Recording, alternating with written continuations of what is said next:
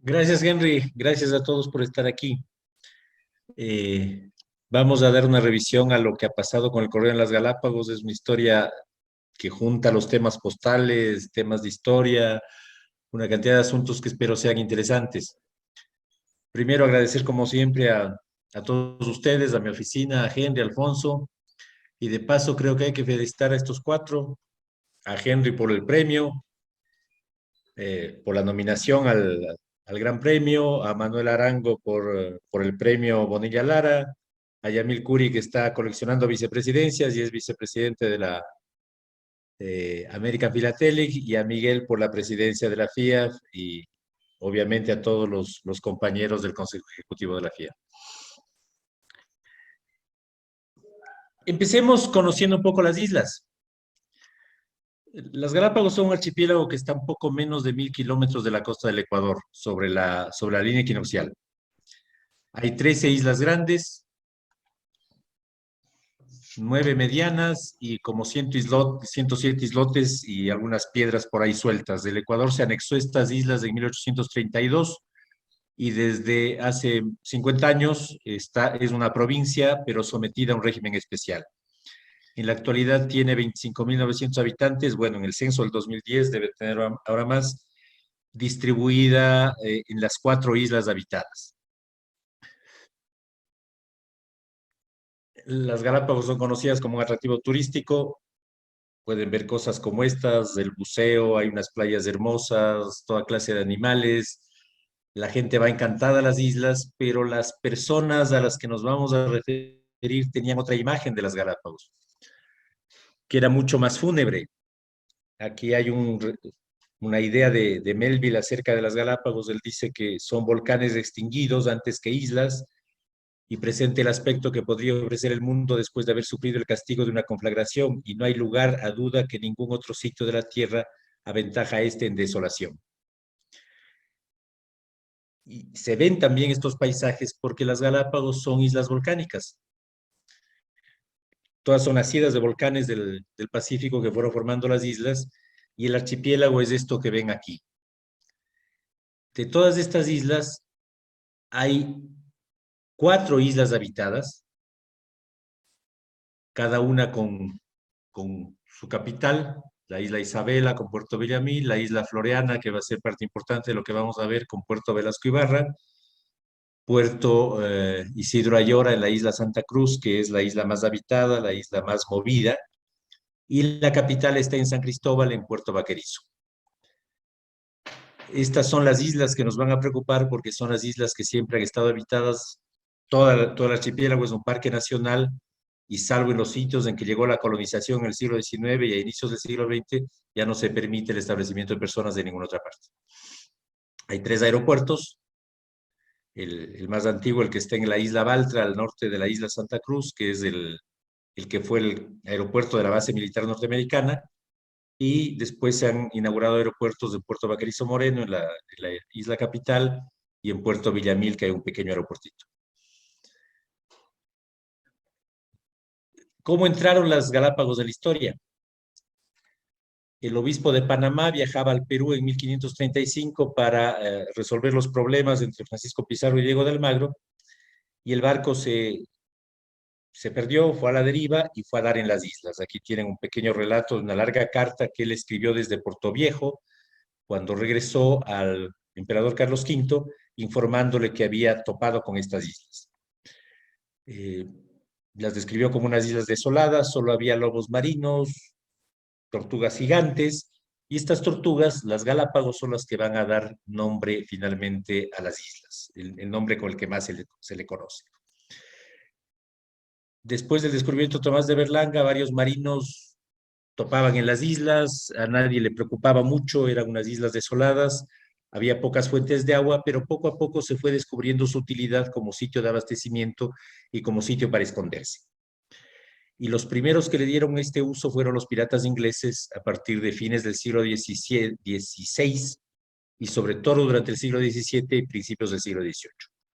El primer pirata que estuvo ahí fue Richard Hawkins, que visitó las islas en 1593, y en 1684 hay un viaje alrededor del mundo de William Dampier, y Dampier hace también una serie de correrías con una flota, con unos barcos piratas, capturan un barco español y ¿qué sabrían hacer en ese barco? Le ponen de nombre La Delicia del Soltero.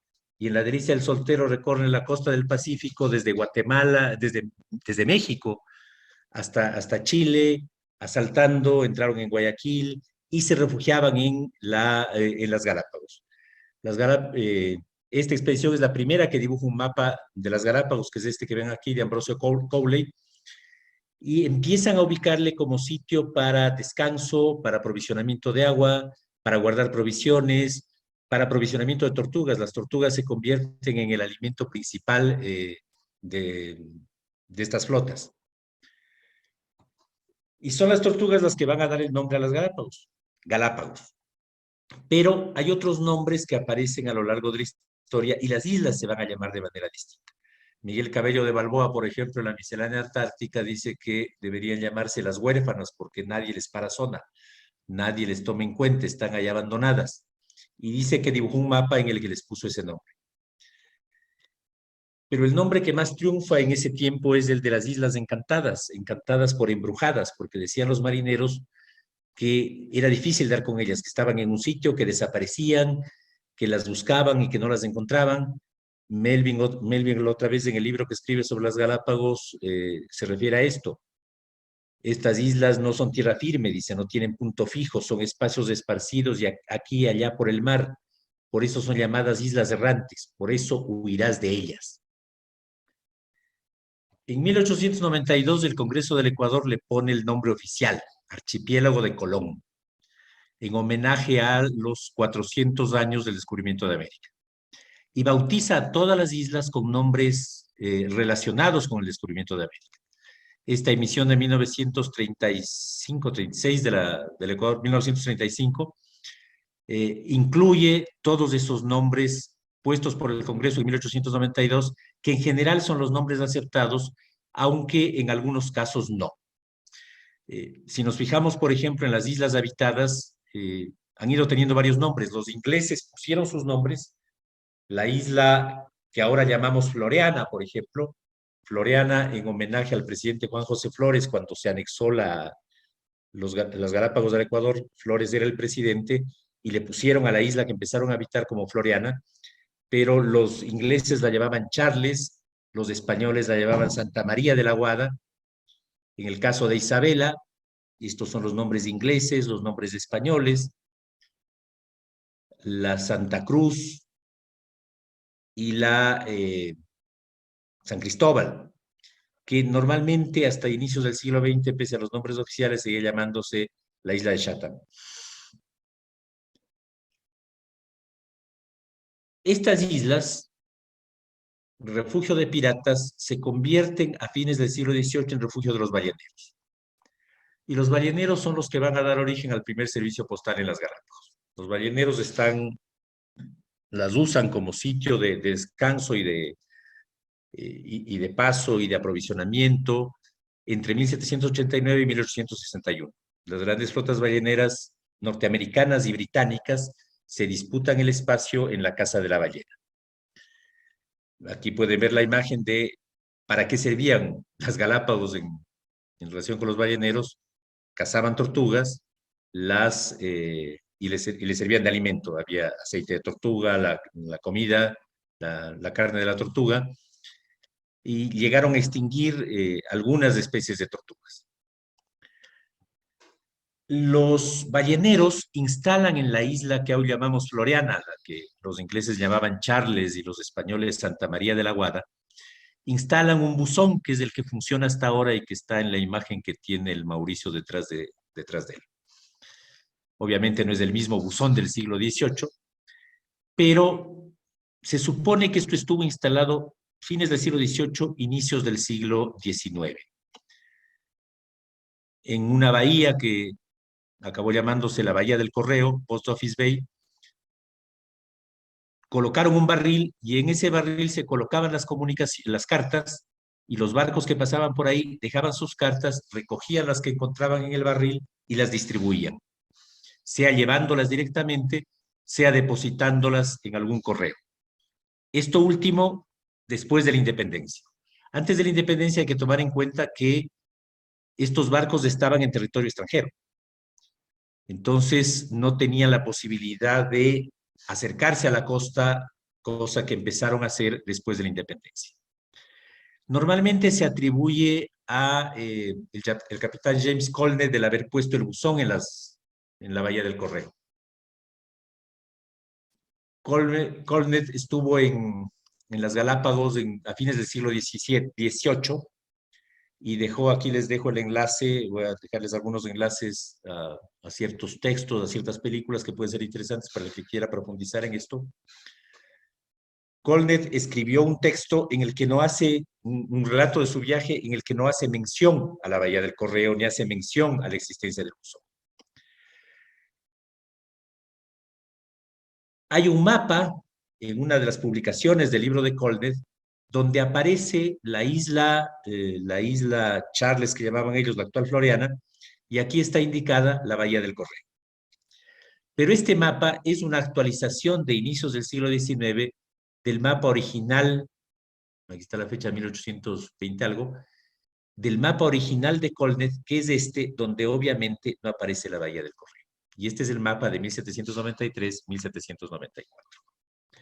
La primera referencia al barril, al depósito para el correo, la tenemos en el viaje del capitán David Porter. Es un norteamericano que en la guerra entre Estados Unidos y Gran Bretaña en 1812 recorre el Pacífico ubicando a las flotas balleneras británicas. Porter al final es ubicado por los británicos frente a Valparaíso y es derrotado en una batalla de Valparaíso en 1814. Pero aquí está el libro que escribe Colnett sobre su viaje, Porter sobre su viaje. Él sí hace una descripción bastante clara de la existencia del buzón de correo. Dice que se paró en la bahía frente a la isla Charles y que al llegar frente a ella no pudimos ver barcos, pero como sabíamos que estos se detenían allí para aprovisionarse de tortugas y madera, solían depositar cartas en una caja colocada con ese propósito cerca del lugar del desembarco. Se ve que ya era una noticia conocida por todos, que es una pequeña playa protegida por rocas aproximadamente en el medio de la bahía. Envié al teniente Downes para que averiguara si algún barco había estado allí últimamente y para que trajera las cartas que pudieran ser de utilidad para nosotros si encontraba alguna. Regresó en unas 3 horas con varios papeles sacados de una caja que encontró clavada a un poste, sobre la que había un cartel negro en el que estaba pintada la leyenda Oficina de Correos de Jaca. Y de esas cartas él saca información para la exploración que está haciendo.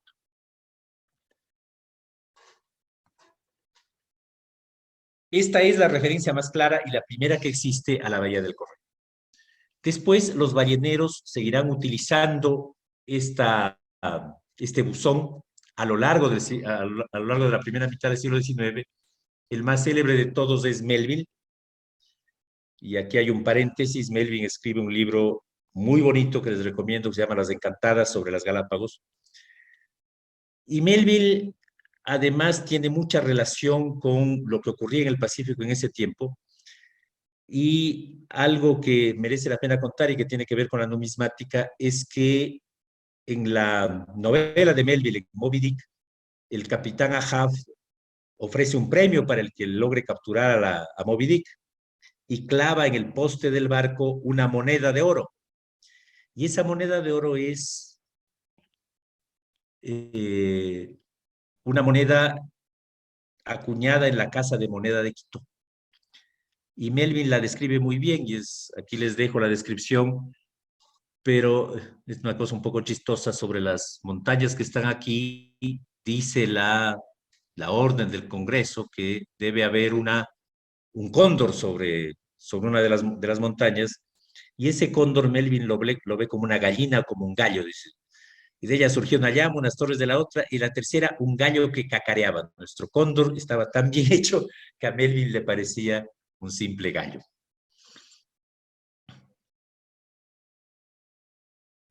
Hasta ahora se han ubicado, de lo que se ha publicado, 3 cartas que posiblemente pasaron por el buzón. Hay una que está firmada a bordo del barco Elisa el 3 de mayo de 1843. Dice claramente barco Elisa en las Galápagos. Lastimosamente lo único que hay son estas viejas copias Xerox que no, yo no he vuelto a ver las piezas de estas más que en estas copias. New Bedford era el puerto ballenero en los Estados Unidos y fue entregado ahí y despachado después para el destino final.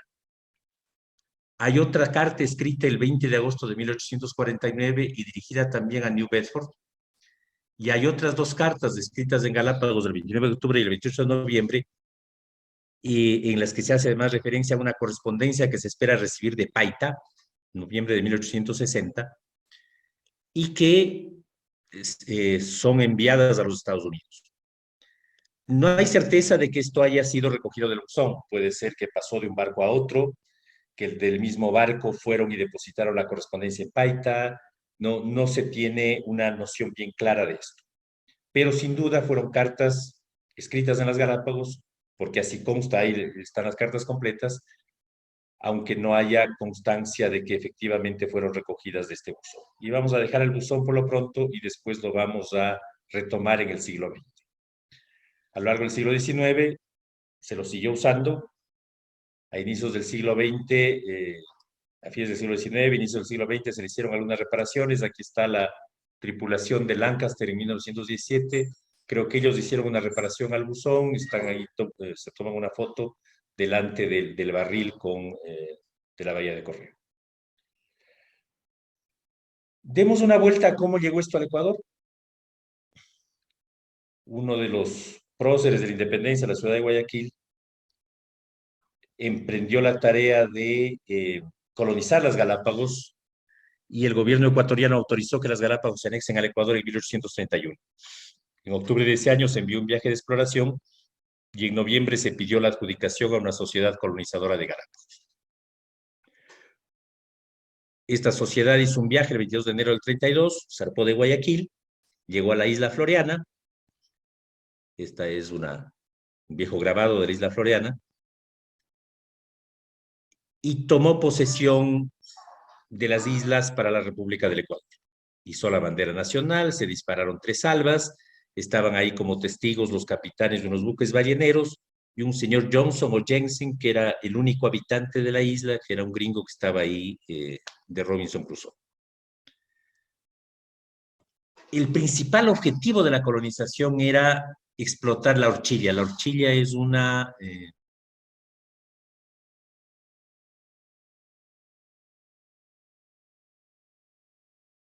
en las Galápagos y que parece que daba un buen rendimiento económico.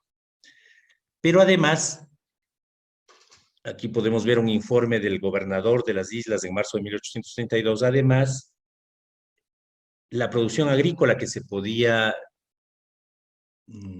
generar en la isla Floreana servía también para aprovisionar a los barcos balleneros. Y buena parte de los réditos que tuvieron esta colonización tenían que ver precisamente con ese aprovisionamiento de los balleneros.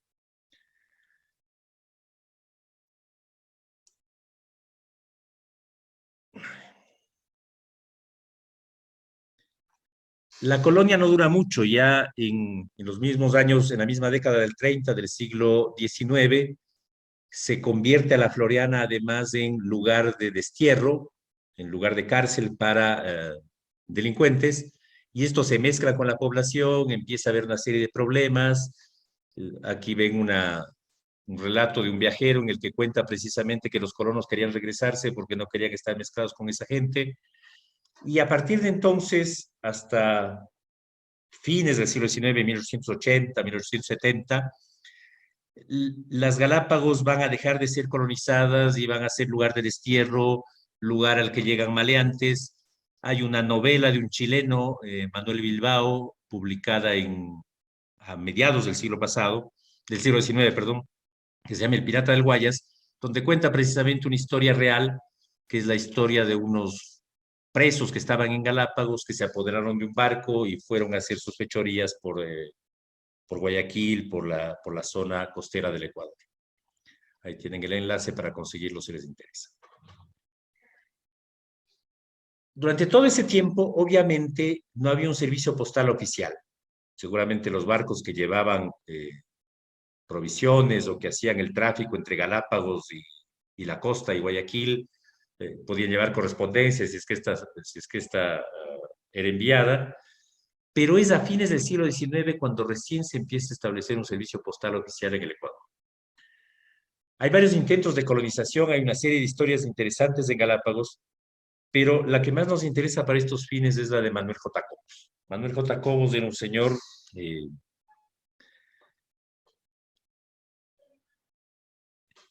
emprendedor, hizo una serie de negocios desde California hasta Guayaquil y al final puso su lente en las Islas Galápagos y se acabó apoderando de la isla San Cristóbal y del archipiélago en conjunto. Estableció en San Cristóbal una hacienda que era la Hacienda del Progreso.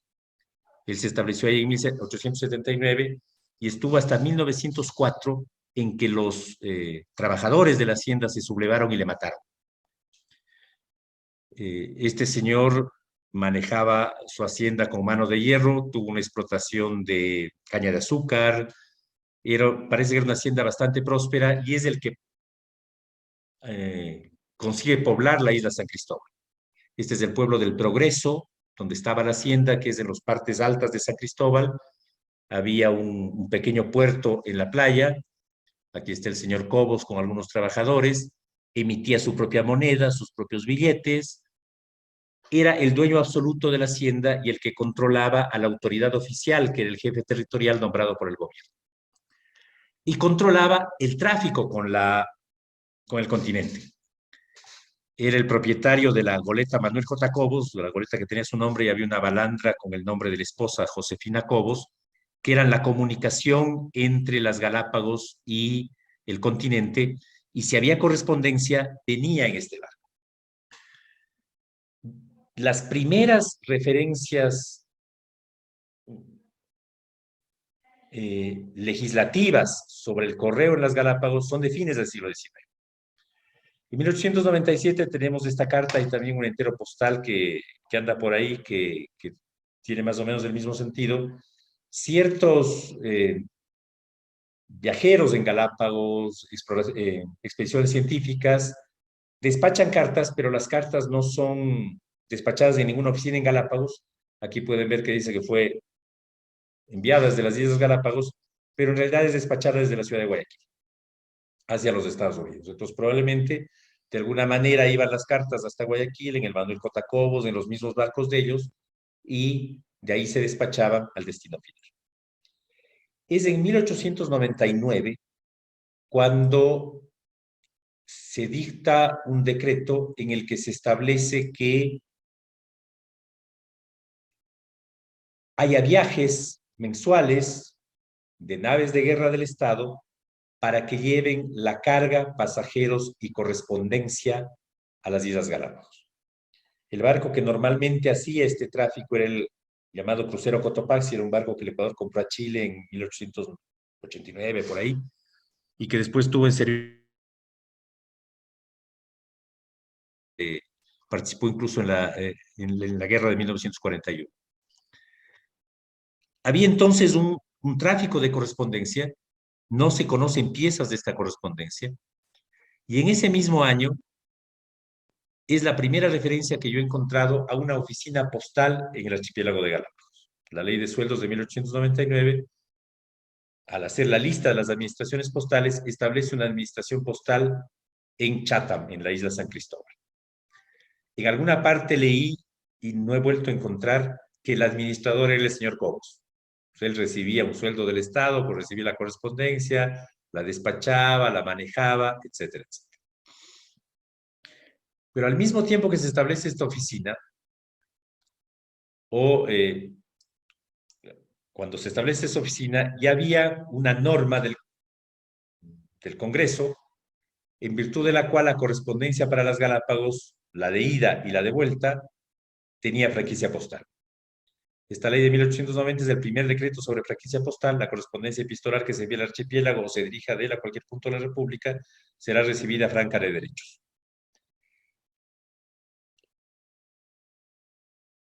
Seguramente por eso no tenemos ninguna pieza que pueda atestiguarse que sea de las Galápagos.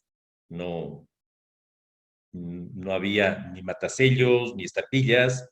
Eran cartas que viajaban gratis en los barcos. En 1928 se reitera lo de la franquicia postal. El motivo es, dice, que el número de cartas que se despachan y reciben es tan pequeño que no tiene sentido. Debía ser más complejo mandar las estampillas a las Galápagos que lo que se recibía de eso. Y se concede otra vez franquicia postal a las islas. Pero curiosamente, este decreto es del año 1928 y en el año 1929 aparece el primer cancelador de las Islas Galápagos. Y aparecen las primeras piezas del correo ecuatoriano claramente despachadas desde Galápagos. Este matasellos de Vaquerizo Moreno, que es la capital de San Cristóbal, en esta carta dirigida a los Estados Unidos, despachado en San Cristóbal el 15 de febrero de 1930. Hay varias piezas con este cancelador, tanto de correo nacional como de correo internacional. En esa época estaban trabajando en las Galápagos un proyecto de colonización noruega y los noruegos se comunicaban mucho con Guayaquil. El uso más temprano que conocemos desde el 3 de julio de 1929, y estas cartas existen en los años 29 y 30, despachadas desde Galápagos con estampillas. Esto, una buena visión de esto se tiene si tomamos en cuenta que en esa época el Ecuador había establecido un nuevo sistema de marcas postales, de matasellos, los que aquí llamamos matasellos alemanes. Estos matasellos alemanes eran de dos tipos, unos más grandes, 35 milímetros, para las capitales de provincia, con unas estrellas al lado a los lados de la fecha, y para el resto de oficinas postales, sin las estrellas y de un diámetro menor, 30 milímetros. Desde 1927, aquí está el uso más antiguo que tenemos registrado de estos matasellos, junio 15 de 1927, empiezan a utilizarse y se van a utilizar en algunos casos hasta los años 60, los años 70. Pero sobre todo, fines de los 20, años 30 y años 40, estos son los matasellos que se usan en el correo ecuatoriano. Hay un primer paquete que tiene que ver con 219 oficinas y entendemos que es un único paquete porque están en orden alfabético, desde la oficina de Adón Calderón hasta la oficina de Sarú. Y después vamos a ver, desde la oficina 220 ya el orden alfabético no se respeta, lo que quiere decir que fueron haciéndose con posterioridad. Este es el segundo paquete de matasellos alemanes. El primero es el 220, si ustedes se fijan, la tipografía es distinta. Ancón. El segundo es el de la oficina 221. Si ven, los matasellos tienen el nombre de la oficina, estas son las iniciales de la provincia, estas son las iniciales del cantón, y este es el número de la oficina. En el caso de Galápagos hacen un matasellos completamente distinto. Con el número de la oficina 221, Vaquerizo Moreno, Islas Galápagos, y la fecha se ponía a mano. Y el siguiente matasellos ya es con un diseño diferente, con estas cruces aquí a los lados de las fechas para cualquier oficina, y con un tamaño diferente, y se va a usar durante la primera parte de los años 30 para varias oficinas. Con Teddy Suárez hemos revisado algo de esto y publicamos un texto en la revista del Grupo Ecuador, y estamos más o menos tratando de ubicar esta clase de matasellos. Pero lo curioso es que hasta 1929 no se hicieron matasellos para Galápagos, sin duda por la franquicia, y en 1929 se hace este matasellos. Y en 1932 vuelve a declararse la correspondencia a Galápagos como correspondencia franca de porte. Y sin embargo, siguen despachándose cartas con estampillas desde Galápagos. Aquí van algunos ejemplos, donde podríamos pensar que se trata de franco de porte. Esta es una carta despachada el 5 de enero de 1934, no paga la sobretasa postal que estaba vigente en ese tiempo, pero es despachada desde Vaquerizo Moreno, la jefatura territorial, Aquí está el matasellos de Baquerizo Moreno, pero se envía a Canadá desde Guayaquil, es su matasellos de Guayaquil. Lo que no queda claro es si viajó de Galápagos a Guayaquil sin estampilla porque era de la jefatura territorial o por la franquicia. Pero en Guayaquil hubo que ponerle la estampilla para que vaya al Canadá. Y el mismo es el caso de esta estampilla en la que sí se paga la sobretasa, de este sobre, en la que sí se paga la sobretasa, que el 16 de diciembre del 34 se despacha desde Baquerizo Moreno, es también de la jefatura territorial, y el 23 de diciembre sale de Guayaquil para Washington. Hay algunos sobres con este mismo sistema. Pero en 1935 aparece un matasellos nuevo, cancelador nuevo, que es este de aquí. Este es el tercer diseño de los matasellos alemanes.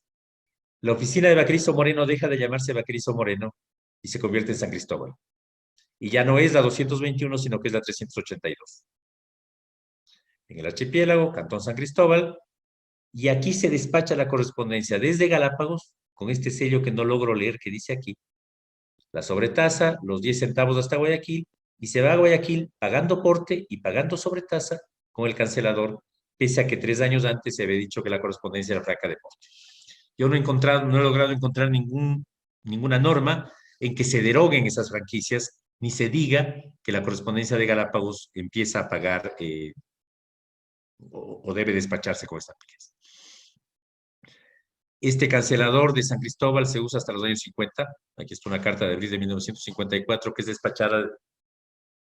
El que envía tiene su sede en la isla Santa Cruz. No sabemos si fue despachada de Santa Cruz y por lo tanto ahí también se usaba este cancelador o fue enviada de Santa Cruz a San Cristóbal y de ahí se despachó con el cancelador de San Cristóbal. Volvamos al buzón. En los años 30 del siglo pasado, el buzón va a cobrar nuevamente vida. Porque los años 30 son años en que las Galápagos empiezan a ser vistas como un sitio turístico, para decirlo en términos modernos, como un sitio para viajar, para conocer. Hay varios cruceros que se hacen a las Galápagos. Los barcos norteamericanos empiezan a ir allá también con fines de planificación bélica. Ya vamos a ver eso. Y empiezan a llegar algunos aventureros con la idea de vivir en islas desiertas. Es una pareja, y aquí vamos a hablar de 3 familias o de 3 grupos de personas que llegan a inicios de los años 30 y que generan todo un drama en las islas, hay una serie de misterios, una serie de historias que se cuentan alrededor de la relación entre estos personajes. El primero que llega es este doctor Friedrich Ritter, es un alemán, todos son alemanes, que se conoce en Berlín con una señora Doris Straub y se enamoran por la pasión que ambos tenían por Nietzsche. Se enamoran, abandonan a sus parejas, habían leído esta novela de este alemán Schnabel sobre la vida en islas desiertas, conocen este libro de William Bibb sobre las Galápagos y deciden que las Galápagos son el sitio para ir a vivir solos en una isla desierta y hacer su vida en pareja sin que nadie les moleste. Y aterrizan en septiembre de 1929 en el Ecuador y se van a vivir a la isla Floriana. Son los únicos habitantes de la isla Floriana durante un buen rato. Este doctor decía que era vegetariano, tiene una serie de ideas en relación con la vida en la naturaleza. De hecho, antes de salir de Alemania, los dos se habían hecho sacar todos los dientes y se habían puesto creo que Esteban Landívar estaba por ahí, y se habían puesto unas placas y decían que compartían la placa, además, que como eran vegetarianos no necesitaban mucho para esto y que la idea era no tener el problema de los dientes estando ahí botados de Greifswald. En 1930 se hizo un censo de las islas y había un total de 571 habitantes. De esos 17 eran trabajadores de una mina de sal en una isla y los otros en las islas todavía habitadas. Y como ven, Floriana tenía 2 habitantes que eran estos 2 personajes. Pero la historia se difunde. Este es el capitán Paul Brun. Este es un noruego que había venido acá con los colonos noruegos que fracasaron en su intento y que después acabó de capitán del Manuel J. Cobos y es el que llevaba y traía a la gente y la correspondencia hacia la isla Floriana. Y con la correspondencia trae las noticias de que en Europa, en Estados Unidos, se está ya difundiendo la historia de esta pareja y empiezan a llegar a la Floriana viajeros, periodistas, una cantidad de gente que quiere conocer la vida de estos seres extraños. Y claro, empiezan a aparecer imitadores. En 1932 llega una familia, los Ritter. Heinz, su hijo Rolf, Margaret Widmer, y en la Floriana van a ser, a poco de que ellos llegan, Rolf. El hijo con el que llegan es Harry. Esta es la familia que se va a quedar en la isla Floriana.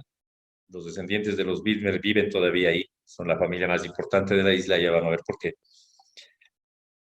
Vienen y se instalan cerca de los Ritter, tienen una relación medianamente aceptable, hasta que en octubre de 1932 llega la famosa baronesa Eloísa Wagner de Busquet y dos acompañantes con los que parece que se divertía bastante, un señor Robert Philipson y un señor Rudolf Lawrence. Hay una serie de historias y de textos sobre esto. Aquí hay dos películas, hay un tráiler sobre un reportaje bastante bueno sobre la historia de la baronesa que se hizo hace poco. Hay como visitaban las islas los turistas, hay una serie de películas, de videos sobre la vida de estas personas, pero la baronesa llega con el afán, decía que quería establecer un hotel ahí, se convierte medio en la tirana de la isla, empieza a tener conflictos con el resto de gente, se hace invivible el ambiente allí y la cosa termina de una manera absolutamente misteriosa. En marzo del 34, la baronesa y Philipson desaparecen, se queda Lorenz solo, Lorenz decide largarse y cuando trataba de llegar a San Cristóbal se pierde en el mar y en noviembre de 1934 un barco norteamericano encuentra esto, los cadáveres de Lorenz y de la persona que le llevaba en una isla desierta. En noviembre del 34, el, el vegetariano Ritter muere envenenado por comer carne de pollo dañada. Y en diciembre del 34, Doris Straub regresa a Alemania y morirá en Berlín en 1942, algo así. Pero en 1936 escribe este libro con la historia de sus experiencias en las Galápagos. Esto implica que se quedan aquí solos los Widmer. Y los Widmer van a ser la familia que empiece a manejar la isla Floriana, alrededor de la cual gira lo que de ahí en adelante se hace en la Floriana. Y uno de esos temas es el buzón de correos. Aquí está el malogrado Lorenz frente al buzón de correos. Y esta es la historia, lo que cuenta sobre el buzón, Polé de Rendón, que era una intelectual casada con un pintor ecuatoriano y que visita las islas en 1938 y habla precisamente del buzón, cómo las personas que iban a la isla dejaban ahí sus cartas, se retiraban las cartas y eran despachadas en cualquier puerto en el que se hacía escala, sea Panamá, sea las islas de Oceanía. Los que van a activar el buzón son los Widmer y sobre todo Margaret Widmer. Ella tiene un libro bien interesante sobre sus experiencias ahí que se llama Floriana, lista de correos. Y ellos no solo que mantienen el buzón, sino que empiezan a usar marcas para la correspondencia que se pone en el buzón. Esta circular es la que aparece en primer lugar y empiezan a aparecer una serie de cartas despachadas desde el buzón y ya claramente ubicables como parte de esta oficina de correos. Aquí tenemos una enviada a los Estados Unidos, despachada desde el buzón, pero enviada a los Estados Unidos desde Perú. Desde Lima era esta, sí, desde Lima. En 1938. Otra, entregada directamente, era tan conocido el tema que los barcos tenían sus sellos cuando recogían la correspondencia. Aquí pueden ver recogido y encaminado 26 de marzo del 39 por el capitán Murnan del yate Seven Seas. Lo entregaron directamente en Papiti. En otros casos, se despachaba la correspondencia. Este está en un entero postal de la zona del canal, pero es despachado en el buzón y enviado desde Tahití hasta los Estados Unidos, 1939. Hay el caso de cartas de las que no está el sello de los Bidmer, sino que directamente los barcos ponen su propio sello. Este que tenemos aquí, despachado desde Talara, y está la marca de que fue recogido por el yate Polaris. Entonces, Polaris lo recogió en la Floriana, lo llevó a Talara y lo despachó con estampilla peruana. Y este otro es despachado desde Miami, se puede ver también aquí la marca, correo de barril, y el hecho de que ha sido recogida desde las Islas Galápagos. Otra vez la marca, pero en este caso acompañada de un nuevo sello que empieza a usarse en los años 40 de la oficina postal, depositado por el yate director 2, y aquí está la constancia de que fue recogido por el Dial y despachado a Los Ángeles, despachado desde Los Ángeles, perdón.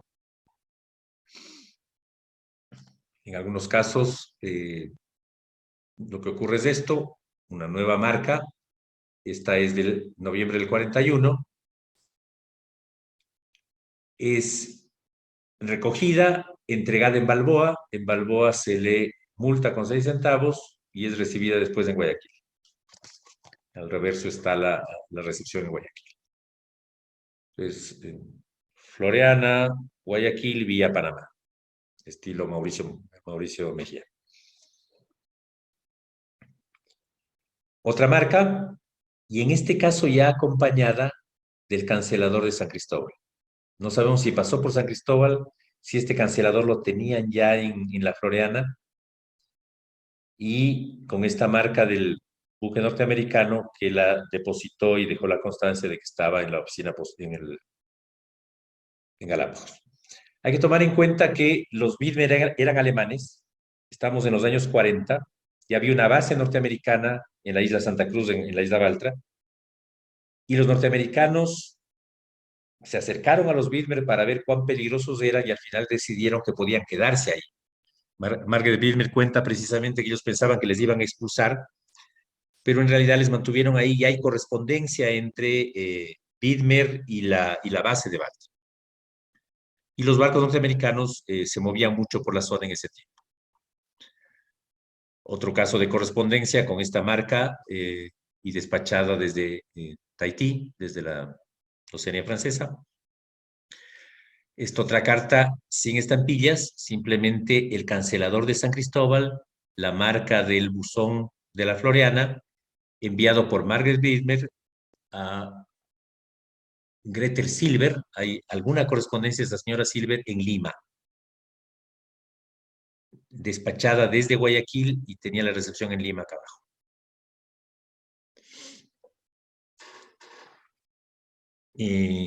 Lugar de viaje, las Galápagos fueron también un lugar al que fue el presidente Roosevelt a pescar.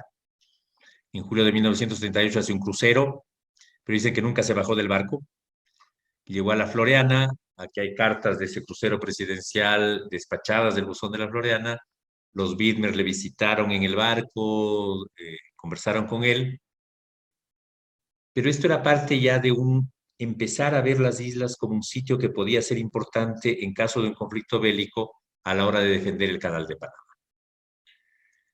Aquí pueden ver algunas muestras del barril, se sigue usando.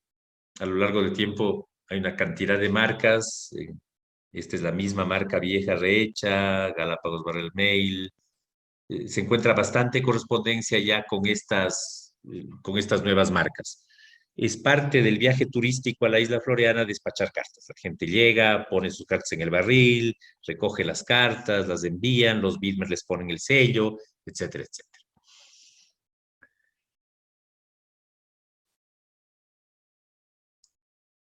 En la Segunda Guerra Mundial, Galápagos va a tener una base norteamericana. Después del ataque a Pearl Harbor, Galápagos se convierte en un punto importante porque los norteamericanos establecen un triángulo de vigilancia para la protección del canal. Hacían vuelos hasta desde el Ecuador hacia los Estados Unidos, México, Guatemala, etcétera. Pero el punto central de la defensa era un triángulo que estaba formado por la base de Corinto en Nicaragua, la base de Baltra en las Galápagos y la base de Salinas en la costa del Ecuador, que eran las bases Alfa Corinto, Beta Galápagos y Gamma era la base de Salinas. La base Beta le decían además La Roca, porque era una piedra desolada, en la que en una serie de historias sobre los norteamericanos ahí, aquí pueden encontrar un libro sobre esa experiencia y una película también sobre eso. Ni bien se produce el ataque a Pearl Harbor, los norteamericanos tenían ya un plan sobre esto, habían conversado con el Ecuador sobre el tema, pero el 12 de diciembre de 1941 ocuparon la isla Baltra. La isla Baltra está al norte de Santa Cruz. A partir de la base va a haber aquí el primer aeropuerto de las Islas Galápagos, y es un aeropuerto que sigue funcionando. El que viene a Santa Cruz entra por la isla Baltra y tiene que cruzar hasta la capital que está acá. Y invaden sin ninguna autorización la isla Baltra, empiezan a establecer ahí la base, y después vienen las conversaciones con el gobierno ecuatoriano, y el gobierno ecuatoriano les autoriza a quedarse ahí y autoriza la instalación de la base de Salinas. Pero instalan la base, le llamaban La Roca, dicen se han hecho varias entrevistas a los que estuvieron ahí, que era un sitio de descanso, tranquilo, medio aburrido. Se dedicaron, por ejemplo, a exterminar las iguanas de la isla Baltra fueron exterminadas por los norteamericanos, y obviamente establecieron una oficina postal, Post Exchange, las famosas APOS. La de Galápagos era la APO 662, la de Salinas era la APO 661. Y obviamente hay correspondencia enviada desde Galápagos. Aquí hay una del año 43, un Bmail del año 44, APO 662, un entero postal del año 44 y una que debe ser 44-45. Si no me equivoco, los que saben de este tema me corregirán, pero creo que inicialmente se pagaba el franqueo y después había franquicia para las cartas de los soldados que utilizaban estas oficinas. Por eso aquí no hay estampilla. Y la parte final de esto tiene que ver con un intento del gobierno ecuatoriano en los años 50 los norteamericanos dejaron la base en 1946. Después de negociaciones con el gobierno del Ecuador, ellos quisieron quedarse ahí, pero el gobierno del Ecuador no lo aceptó. Firmaron un acuerdo para el abandono de la base, y en ese acuerdo se decía que los norteamericanos iban a devolver la isla tal como la habían encontrado, lo que significó destruir todo lo que habían construido ahí y botar al océano tanques, vehículos. Les devolvieron la isla pelada, y alrededor de la isla se siguen encontrando todavía materiales de la base, materiales de la época de la guerra. Les decía que en los años 50 el Ecuador intenta convertir a Galápagos en un territorio postal aparte.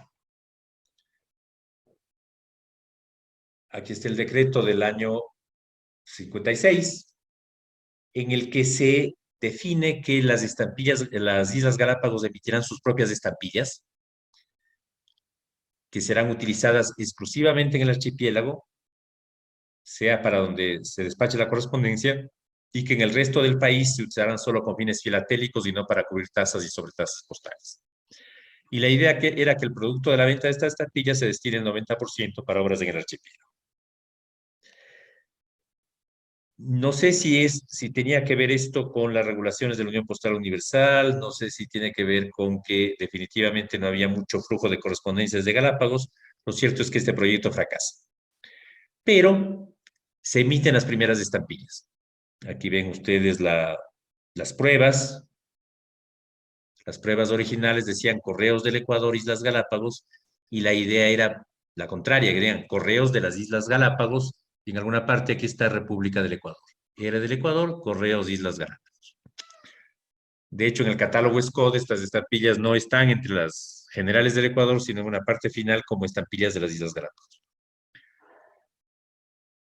Este es lo que el boletín del Departamento Filatélico decía en el 56, que las Galápagos tendrán su propia, será un territorio postal aparte, tendrán sus propias estampillas.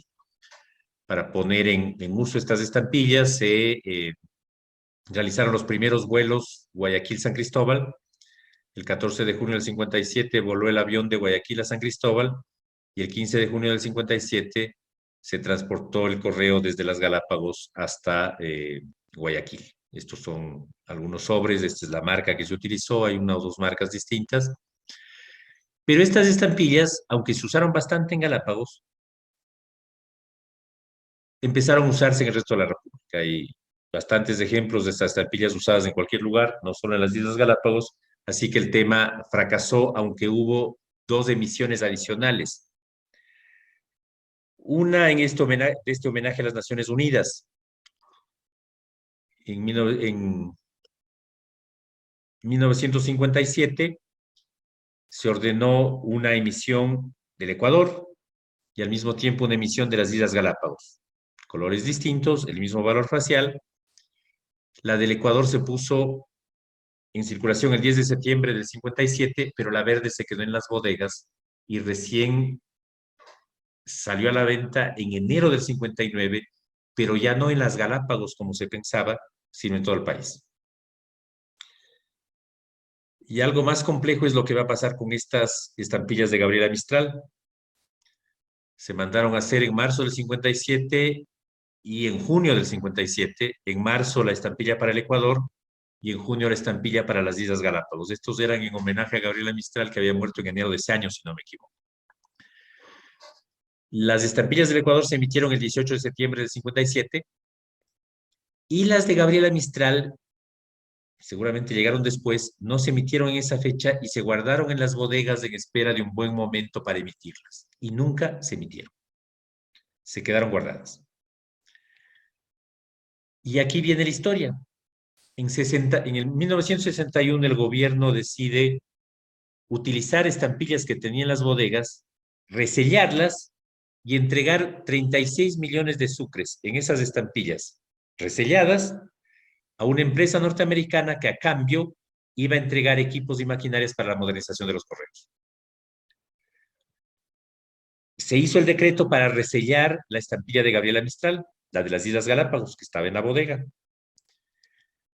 El decreto se hace, lo firma uno de los ministros que tenía que firmarlo, y antes de que puedan firmarlo el ministro del Tesoro y el presidente de la República, hay un cambio de gobierno. Aquí digo golpe de Estado, en realidad aquí no hubo un golpe de Estado, es del año 61. Hay un cambio de gobierno en el que el vicepresidente sustituye al presidente de la República y el decreto se queda sin firmar y las estampillas se quedan en las bodegas ya reselladas, porque antes de que salga el decreto ya habían hecho el trabajo de resello. Nadie autoriza que esas estampillas salgan a la venta, pero el 19 de junio del 63 se emiten sin autorización de nadie. Empieza a circular entonces el resello no autorizado de una estampilla no emitida. Y como siempre pasan estas cosas, no todas han sido reselladas. Aquí ven que hay una que no tiene el resello. Parece que alguien se sacó unas estampillas por ahí sin el resello y empezó a circularlas. Esta es una carta de 1964 enviada desde Quito a Guayaquil por un filatelista, Jacobo Capum, a otro filatelista, el señor Roberto Levi Castillo, donde pone dos de estas estampillas y estas otras estampillas de las Islas Galápagos. Evidentemente con fines filatélicos. No me preocupaba ver si la tarifa es la correcta, pero difícilmente hay una tarifa de 2.40, de 4.40 ahí. Samuel Valareso, que escribió sobre estas estampillas en una revista Chile Filatélico, decía que se trataba de estampillas no reselladas con el resello no autorizado con estampilla no emitida, que era un enredo del diablo. Todavía estas estampillas circulan, las no emitidas son buscadas obviamente por los coleccionistas. Creo que esos son los temas fundamentales que tienen que ver con el correo en las Galápagos. A partir de esta época, el correo de Galápagos empieza a sumarse al correo nacional. Se utilizan matasellos, algunos casos con ciertas imágenes, los filatelistas cuando iban por allá y había el correo, siempre se despachaban cartas desde Galápagos, había el gusto de usar esas cartas, etcétera, pero ya no hay nada que pueda llamar la atención aparte del famoso correo de barril que sigue funcionando.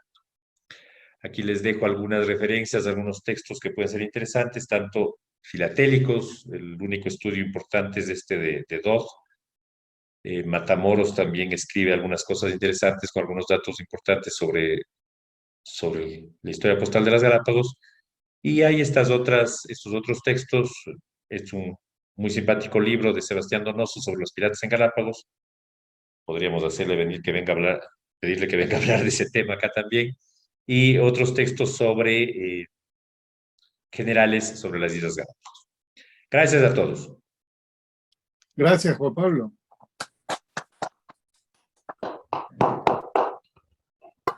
Muy bien, como siempre. Gracias. Bueno. ¿Algunas preguntas para Juan Pablo? Mauricio. Primero, Juan Pablo, felicidades por la charla. Gracias. Una consulta. Actualmente, bueno, ahorita lo dijiste al final, que el barril sigue funcionando, pero ¿quién le da mantenimiento al barril actualmente y quién se encarga de hacer esas cancelaciones que dicen barrel mail? La familia Widmer. Ok, sí, La familia Widmer. Creo que ya son los nietos, no sé si viven los hijos todavía, pero ellos tienen ahí sus propiedades en la Floriana, son importantes de ahí. Y creo inclusive que en algún momento se oficializó su carácter de empleados postales ahí, de funcionarios postales de Galápagos. No sé si con sueldo o no, pero hay una época en que hay sellos oficiales que ellos ponen en la correspondencia.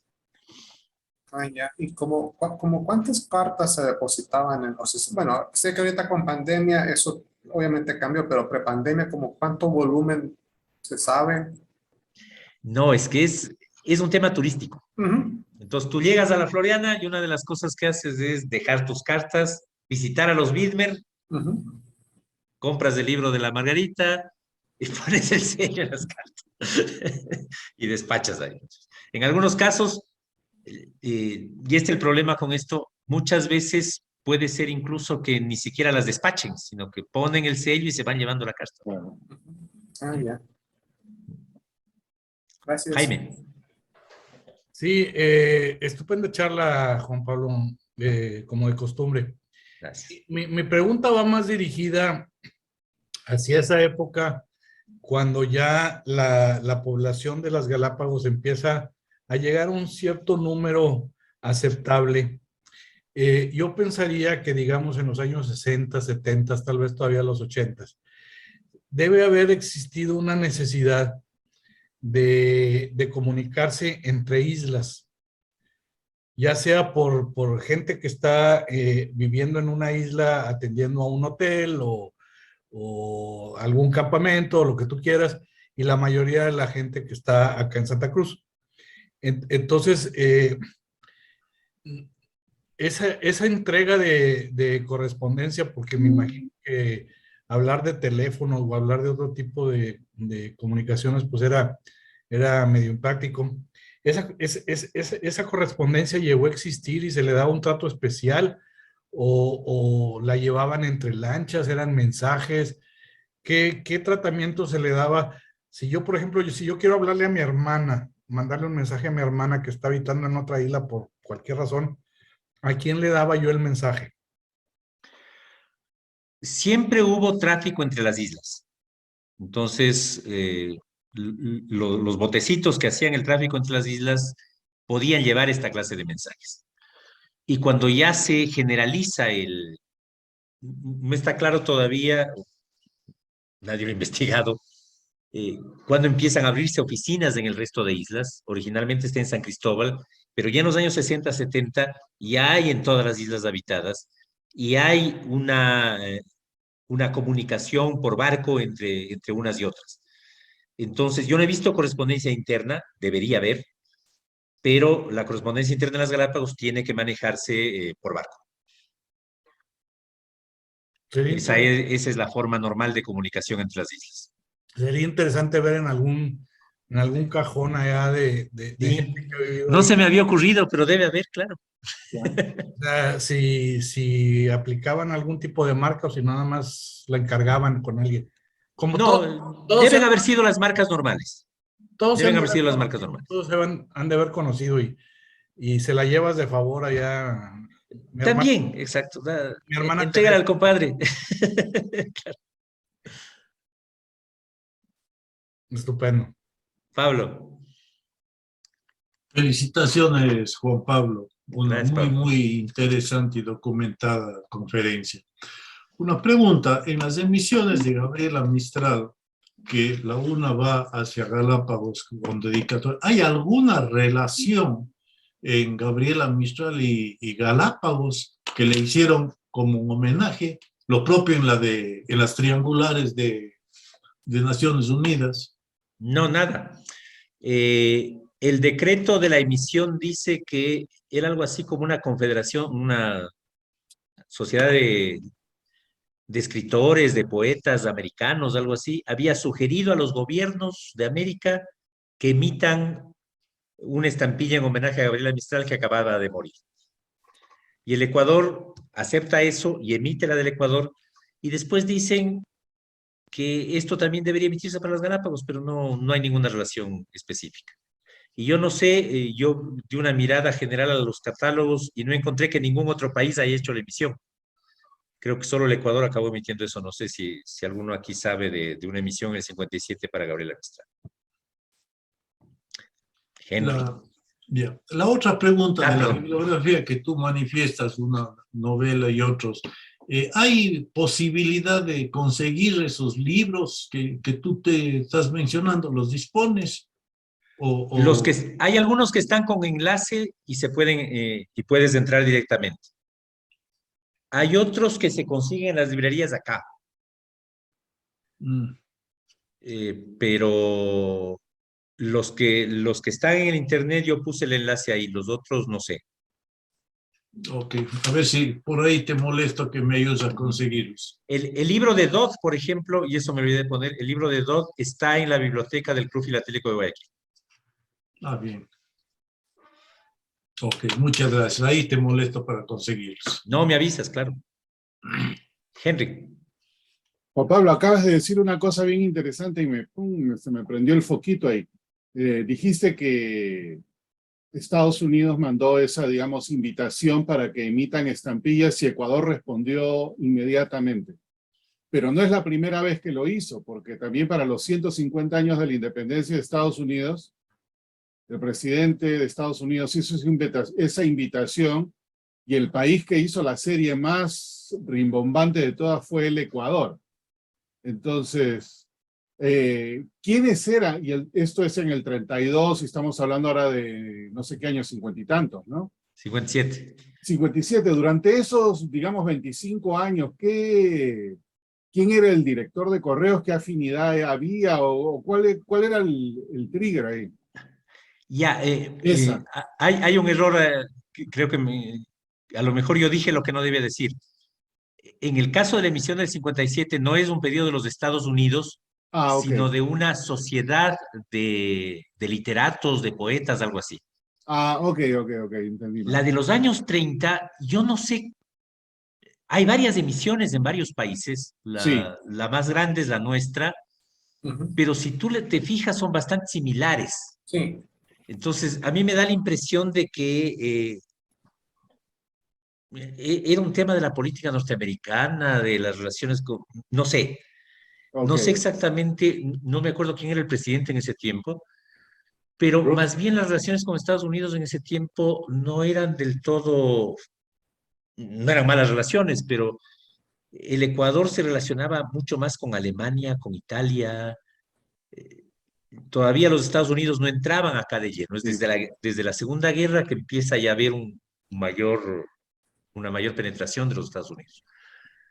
Pero en la misma época viene aquel vicepresidente de los Estados Unidos, hay una cantidad de cosas así medio que habría que verlas, yo no las conozco.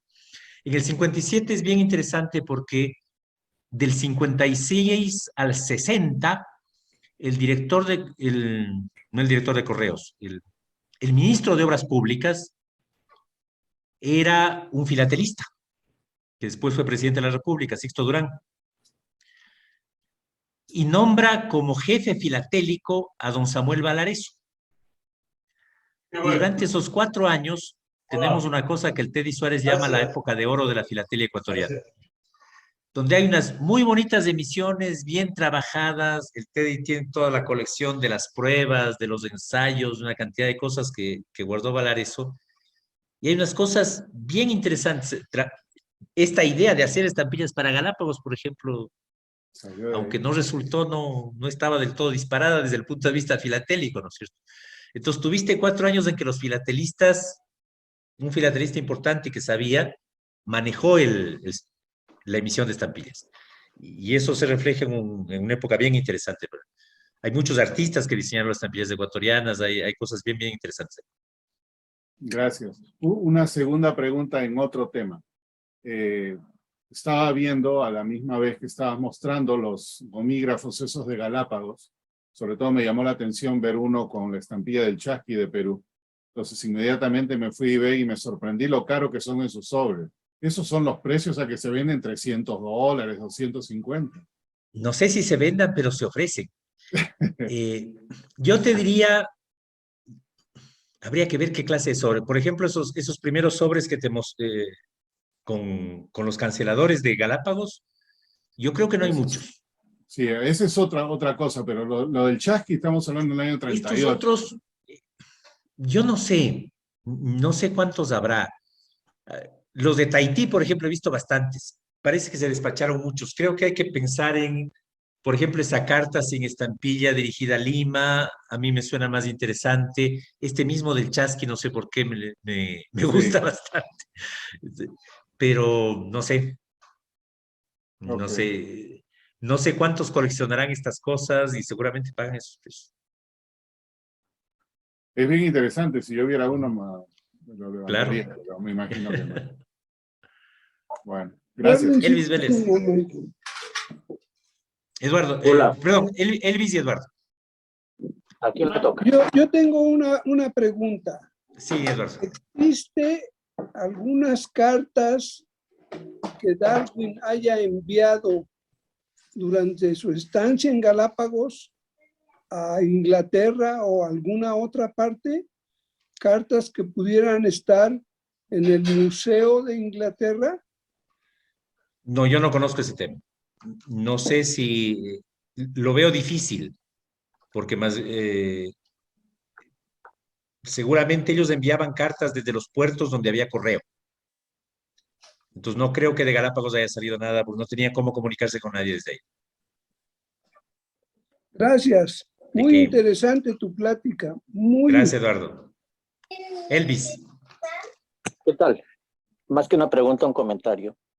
No sé favor. por qué razón, hace poco llegó a mis manos un archivo de entrega de materiales de la oficina de la jefatura territorial. Era un inventario de todo lo que tenían allí. Ya. Y eso incluía los matasellos de correos. Es decir, el correo funcionaba en la jefatura.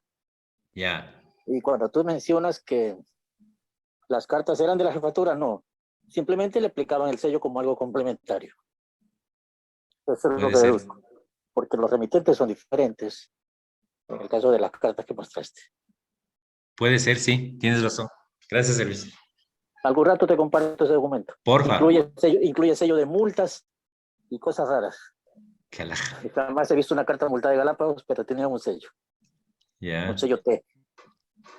Eso nada más. Interesante. No, muchas gracias, Elvis. ¿Alguien más por ahí con pregunta o comentario para Juan Pablo? Solo un comentario, Henry, con relación a esa emisión de los años 30 que menciona la estampilla hondureña. Exacto. Es similar, o sea, y todas las que he visto fueron hechas por el mismo impresor, por la American Banknote, así Sí. que fue un buen negocio también para la imprenta. Y todas Seguramente hubo algún incentivo también. Algo tiene que haber habido ahí. por el 150 aniversario de la Constitución de Estados Unidos. Ese es el propósito de estas estampillas. Juan Pablo, una curiosidad final. Mencionaste de que los que viven en Galápagos son los que viven en Galápagos y los otros ecuatorianos no pueden moverse a Galápagos. Si un ecuatoriano quisiera moverse a Galápagos para, qué sé yo, por negocio turismo, de turismo o algo así, ¿se le permite o tiene que ser... ¿Cuál es el proceso? Me parece raro que uno no pueda moverse a otra parte del territorio, por muy protegido que sea. Tú puedes viajar libremente a Galápagos desde el Ecuador. Hay Como unos turista. cupos de una cantidad de gente por año, cosas así, pero en turismo. Pero tú puedes tomar tu avión y te vas a las Galápagos. Lo que no puedes es establecerte ahí. Pero si Hay unos- quisieras hacerlo, Hay unos requisitos. evidentemente no. Hay unos requisitos. Ok, No sabría decirte exactamente, pero si tienes un terreno ahí, y no es fácil tener un terreno ahí, me imagino. puedes establecerte ahí.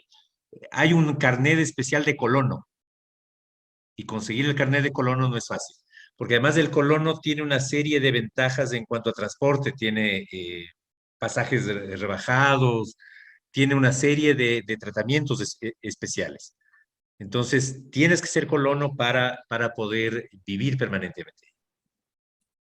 Interesante. Gracias. Ah, Además, cuando viajamos desde Galápagos, en realidad estamos entrando a un parque nacional, entonces pagas la entrada. no hay descuento para los ecuatorianos tampoco. No, los ecuatorianos pagamos menos, Ok. los extranjeros pagan más, pero tenemos que pagar. Parte del viaje es pagar la entrada al Claro. parque. Que no es gran cosa tampoco, pero Bueno, se paga. pero que ayuda al mantenimiento, ¿no? Exacto. Perfecto. ¿Algún colono de Galápagos en la audiencia que nos pueda esclarecer? Bueno. No veo a nadie más, pero muchas gracias, Juan Pablo. Ha sido Gracias bien a ustedes. interesante, como siempre. Muy bien preparado y todo. Muchas gracias, Juan Pablo. Felicitaciones. Muchísimas gracias. Gracias. Y el día de mañana.